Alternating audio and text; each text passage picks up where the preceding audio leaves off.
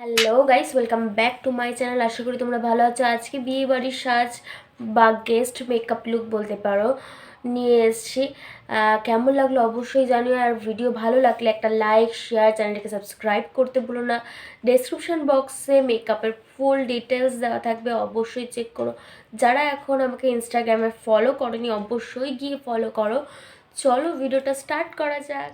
শীতকালে সব সময় একটা প্রাইমার ইউজ করবে এরকম, কিংবা ফেশিয়াল অয়েল ইউজ করবে যাতে স্কিনটা ভালোভাবে ময়েশ্চারাইজ থাকে। যাদের ড্রাই স্কিন তাদের তো অনেক ভালোভাবে স্কিন কেয়ার করতে হবে। তারপর মার্সের ফাউন্ডেশনটা নিয়েছি, শেডটা একটু লাইট হয়ে গেছে। আমার শেড ছিল 3, আই থিঙ্ক 4 হলে বেশি ভালো। তো স্কিন টোনের ফার্স্ট পারচেজ অনলাইন, তো কভারেজ অনুযায়ী খুবই ভালো হয়, যেটা ক্লেম করছে যে ব্লেমিশেস ঢেকে দেয় কিছুটা, বাট পুরোপুরি হয় না।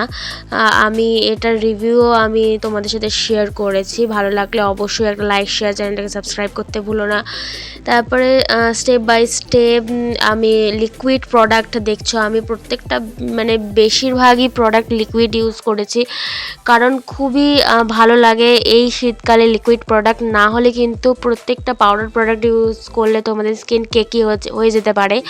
তারপরে এখানে আই শ্যাডোর জন্য আমি ইউজ করছি ব্রাউন কালারের জেল লাইনার। সেটাকে একটা ছোট ব্রাশের সাহায্যে ব্রাউন কালারের শ্যাডো দিয়েই স্মাচ করব ভালোভাবে, আর সেটাকে এজেসটাকে ভালোভাবে ব্লেন্ড করে নেবো, আর লাস্টে জাস্ট একটু গ্লিটার অ্যাড করে দেবো।